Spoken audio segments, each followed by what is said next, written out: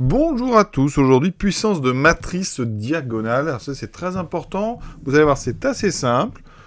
Et plus tard, quand on est en post-bac, en général, on admet un petit peu les résultats qu'on va démontrer ici. Donc je prends une matrice diagonale que j'appelle D, c'est classique. Quand vous avez une matrice D dans un problème, c'est la plupart du temps une matrice diagonale. Et pareil, si vous avez une matrice T, c'est souvent une matrice triangulaire. Évidemment, c'est à voir en fonction des sujets. Donc là, on a une matrice, vous voyez, diagonale. Ce qu'on appelle la diagonale, c'est toujours celle-ci. Il n'y a qu'une diagonale dans une matrice. On ne considère pas l'autre comme une diagonale. C'est vraiment celle-ci. Et vous voyez qu'il y a des zéros en dehors. Donc, ici, eh bien, il se trouve que les puissances de ces matrices sont très particulières et justement très utiles par la suite. Donc, regardons tout de suite D carré. Alors, D carré, on a donc le produit de cette matrice. Donc, 3 moins 2, 1 demi.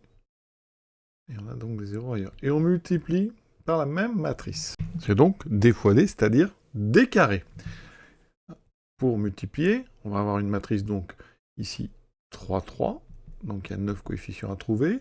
On prend la première colonne ici, on le bascule, donc 3, 0, 0. Je vous rappelle, on fait comme ceci. Et on multiplie d'abord avec la première ligne. 3 fois 3, 9. Parce qu'après, il y a plus 0, plus 0. Ensuite, avec la deuxième ligne, 3 fois 0, 0, 0 fois moins 2, 0, 0. Donc il n'y a que des 0. Oui. Et pareil pour la dernière ligne. Chaque fois, il y a toujours un 0 dans chaque produit. Donc ça fait 0. On obtient déjà ici 2 0. Ensuite, maintenant, on passe à la deuxième colonne. Donc voilà, on prend la colonne 0, moins 2, 0. Donc je les bascule. 0, moins 2, 0. Donc ici, vous voyez que les 0 sont les uns en face des autres.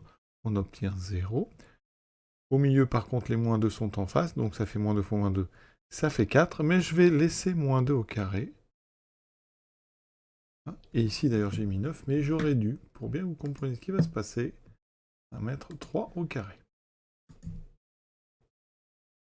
Le dernier, ici, regardez, 0, 0. Les 0 l'emportent, voilà. Et ensuite, dernière colonne. Il faut vraiment le faire soi-même pour s'apercevoir de ce qui se passe. Donc 0, 0, 1 demi. On voit bien qu'encore ici, on a 0, un autre 0, et le dernier, les deux 1 demi sont face à face, donc ça fera 1 demi fois 1 demi, c'est-à-dire 1 demi au carré, un quart. Et donc ici, on obtient quelque chose de particulier, la diagonale a été mise au carré. Et on se rend compte, et c'est la conjecture qu'on va faire, conjecture, en faisant ça, à chaque fois, en fait, eh bien, il n'y a que la diagonale qui change.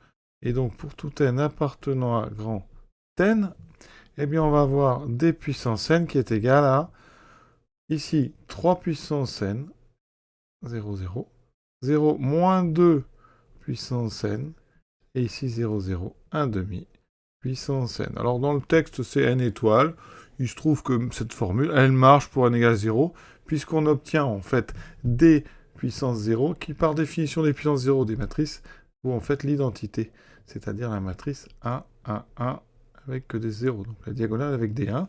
Effectivement, 3 puissance 0, moins 2 puissance 0 et 1 demi puissance 0, ça fait 1. Donc cette formule, en fait, elle va marcher pour n anti-naturel. Alors dans l'exercice, ici, on va démontrer ça pour n étoile, mais on pourrait le montrer pour n. Cette récurrence, elle est vraiment très très simple, triviale. Il n'y a pas de difficulté, vous allez voir. L'initialisation est immédiate. Initialisation, donc là c'est n étoile, donc pour n égale 1, on obtient d1 égale à d, et effectivement, 3 puissance 1, moins 2 puissance 1 et 1 demi puissance 1, ça fait bien exactement. Donc on a bien la formule qui marche, c'est bien 3 puissance 1, moins 2 puissance 1, 1 demi puissance 1. Et on a des zéros partout, donc c'est vrai. La propriété, elle est vraie. Ensuite, donc, pour l'hérédité, soit n appartenant à une étoile, telle que d puissance n, ça vérifie notre propriété. Regardons d puissance n plus 1. Eh bien, vous avez vu, d puissance n plus 1, on va dire que c'est d puissance n fois d. Donc, on va vers cette multiplication. Et instantanément, effectivement, vous allez retrouver la propriété au rang suivant. Parce qu'ici, quand on, ici, donc, bascule les colonnes, vous voyez, le 3 va multiplier 3 puissance n. Et 3 fois 3 puissance n, ça fait 3 puissance 1 fois 3 puissance n, ça fait 3 puissance n plus 1. Surtout, ne mettez pas 9 puissance n. Donc là, on a bien 3 puissance n plus 1. On aura les 0 ici. Et pour moins 2, ça sera exactement la même chose. On aura moins 2 puissance n plus 1. Ici, 1 demi, puissance n fois 1 demi. Ça fera 1 demi, puissance n plus 1. Donc vous voyez, hérédité vérifier. Et donc, on fait une conclusion, comme d'habitude, soignée si on doit rédiger, sinon on va le faire rapidement. Propriété, donc, vrai pour n égale 1, héréditaire, donc, vrai pour tout n appartenant à n étoiles. Alors après, je vous le dis, elle est vraie pour n égale 0. Et donc, on peut finalement, parce qu'on va le faire très souvent dans le post-bac, quand on met une diagonale à la puissance n, on admet directement ce résultat.